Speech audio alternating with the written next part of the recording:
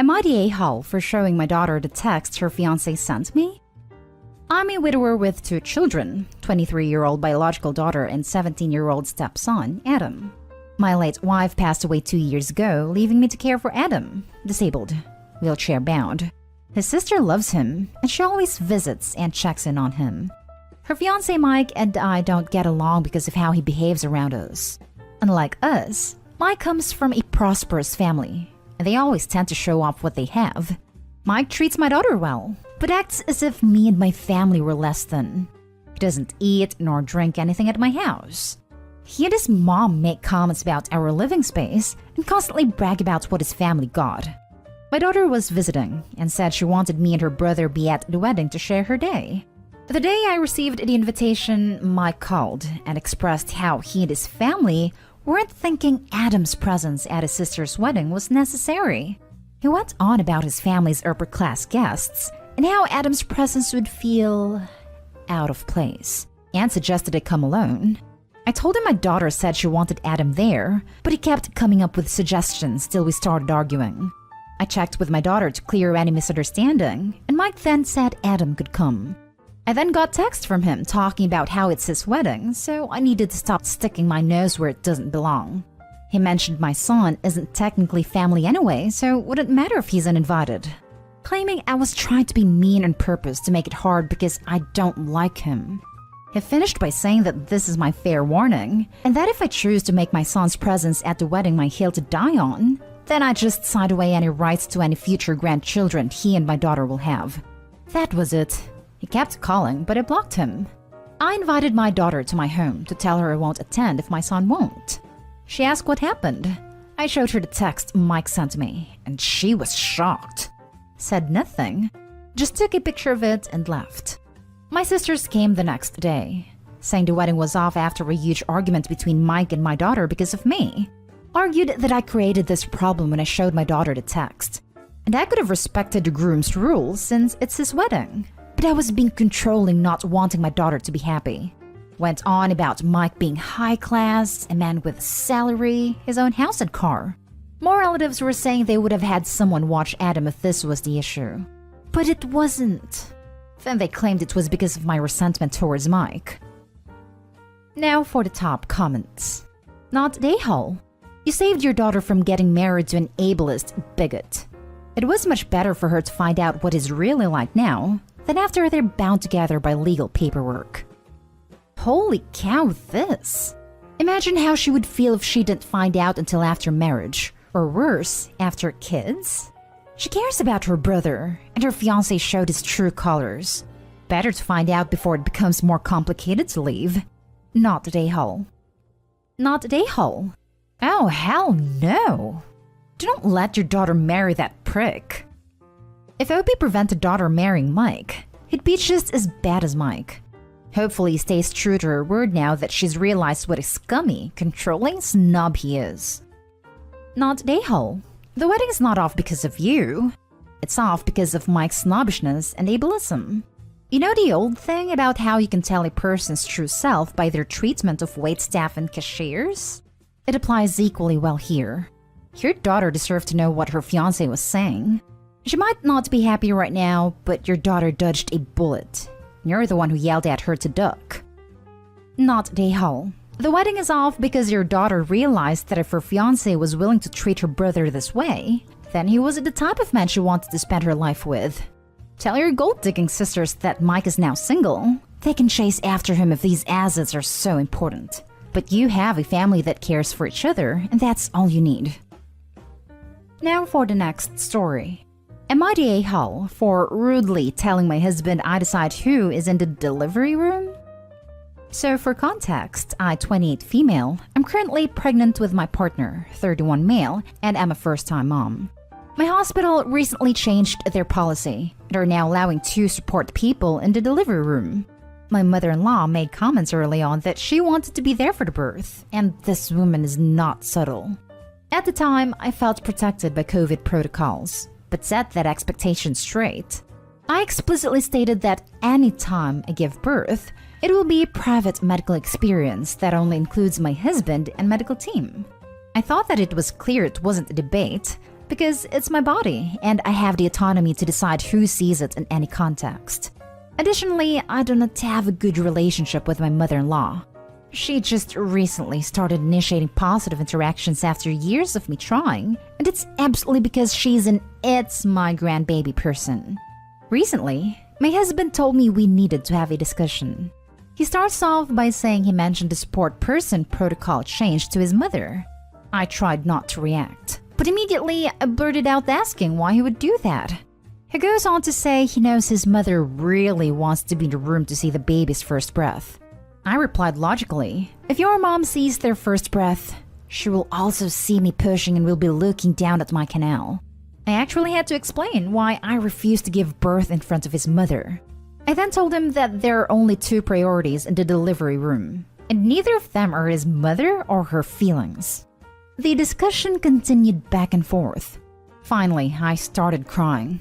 I told him that the labor and birth will be the most painful and vulnerable experience of my life, and that I need him to protect me. I told him that anyone who refuses to protect their pregnant partner failed them, and it's just dead weight in the delivery room. My husband told me I'm rude, other negative things too, left our apartment, and when he came back, he wasn't speaking to me. This is where I think I could be the a-hole. I told him giving me the silent treatment, because I won't let his mother spectate at my most intimate area rips open, was very immature and made me worry if he has the emotional intelligence to support me in the delivery room. I think my husband took my hint, but I didn't explicitly say that I can decide he won't be allowed in there either. I will say I would be devastated if I had to do that, and never thought this would ever be a problem during my pregnancy.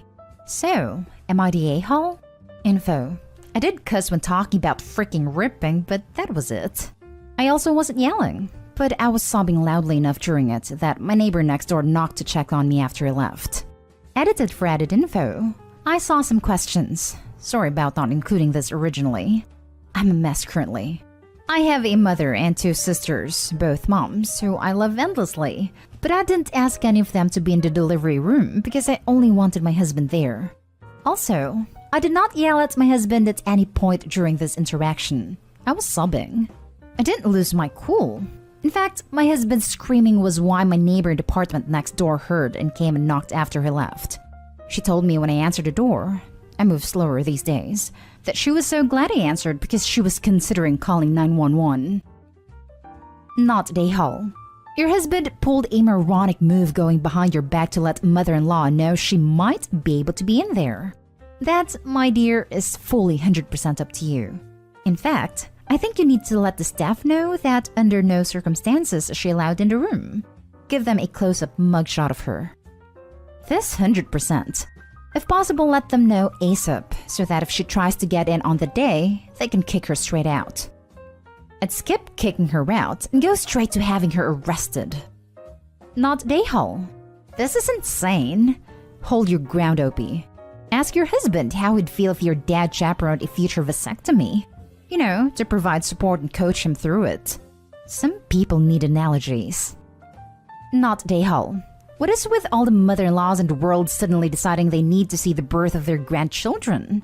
No mother-in-law I've ever met thought she deserved to be in the delivery room. It's completely up to you who is in the room. But beware, she might try to sneak in. Make sure the hospital staff knows it's just you and your husband. Maybe have him watch a video of a live birth so he understands how absolutely vulnerable you will be in that moment. Thank you for the suggestion because I was thinking of this, but was worried I was being over the top. I told him I wanted him to watch a human birth when he brought this up. Now it's required because honestly, I don't want him in the room if he's so ignorant and uneducated on the process. Because then, he really will just be dead weight and probably will cause me and the baby stress. Next story is titled, Am I the a-hole for finally telling my sister I asked to move in with my dad to get away from her? My sister Hannah, 26 female, is 2 years older than me, 24 female. Growing up with her was fine until she turned 10, and then her personality just switched. Everything was an argument. I have no idea if it was really triggered by her dad leaving the country, back to Honduras, or mental health issues.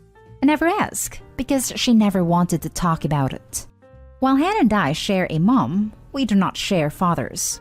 Mom wasn't with either of our dads, romantically, for long. And I don't judge her for that, it is just how things were.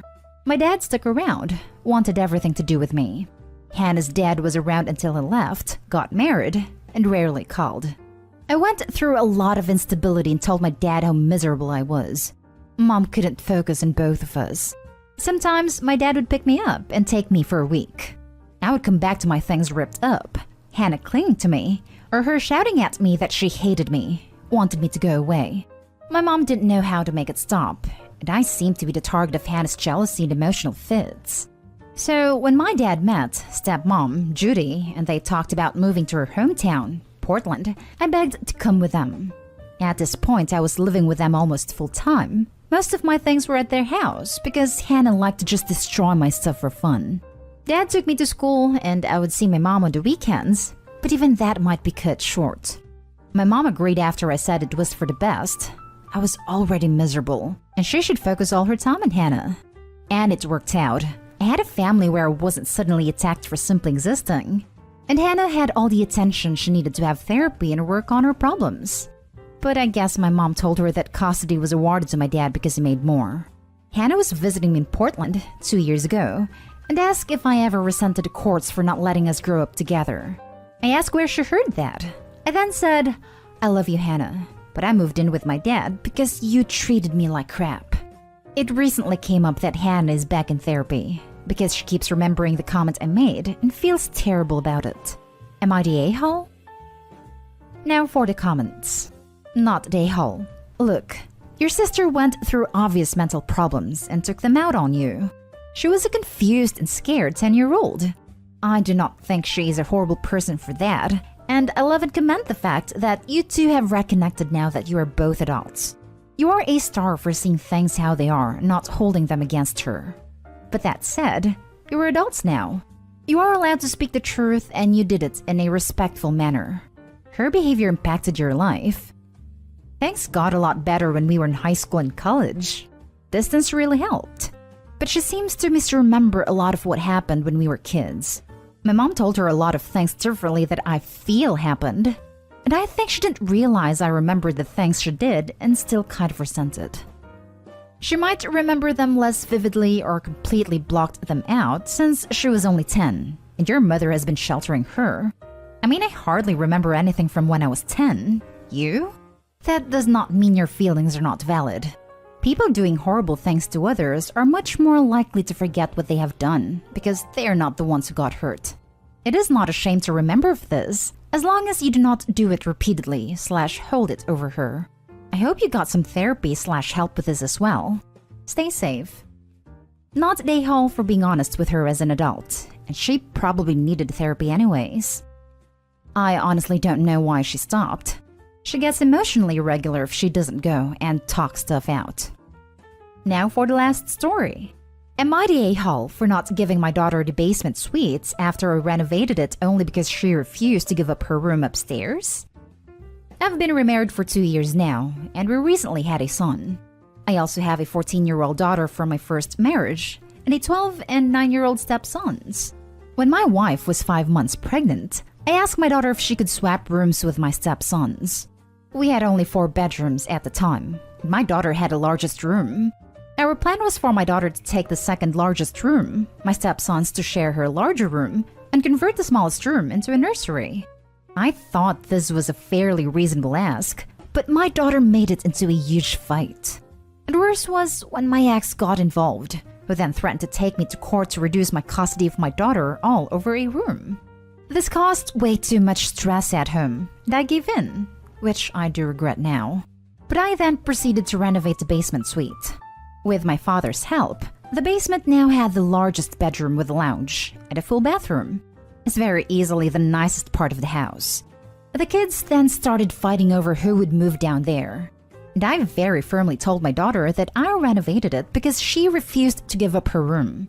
So my 12-year-old stepson gets to move down there. I don't know if it's just puberty, but my daughter has become extremely hostile and downright mean over this. She no longer comes over as much as before, citing the unfair room as the reason. My ex fully supports her. and I have to wait 5 months before I can even fight this in court. At this point, I'm not even sure it's worth the legal cost because she'll be 15 in December and her opinion will count in the court. Am I the a-hole for not giving in to my daughter's frankly bratty demands? It's killing me that my daughter feels like I'm pushing her out of the family. But I want to stay true to what I think is right. All attempts to get us in family therapy has been denied by my ex. And my poor father now feels terrible because he's being partly blamed since he helped with the renovations. I don't think you are an a-hole, but you haven't handled this well. Your daughter is in that awkward teen phase, and if the initial room was always hers, assuming your wife and stepsons moved into your house, then I can totally see her feelings displaced in favor of the new family and the new baby. I think it depends on how you ask her and explain the situation. She now sees a nice fancy room downstairs and her stepbrother get it and feels further punished. Not saying she's right, and she's definitely acting bratty and entitled, but you might want to examine why your daughter feels so displaced when she visits/lives with you. Not the a-hole for this situation specifically. She literally got what she wanted though. They had to go a different course because she wasn't going to agree. So she kept what she wanted originally. She has no reason to feel punished or displaced. She's being enabled by her abusive mom. I've actively watched my sister go through some horrible custody crap, taking mistreatment from her son because her ex is brainwashing him to hate her, and she has to play nice for court purposes. She just moved to another state for a job opportunity and has a year to show that it's a good place for her son to be as well, / that she can support him there. And his dad is already turning it around that the courts are deeming her unfit to be a mom 100%, instead of realizing that she was his main provider for 13 years. When it comes to manipulative exes and courts, there's no good way to handle this mess. I think Opie did everything they were supposed to do, to the point where he didn't force his daughter to move when she didn't want to.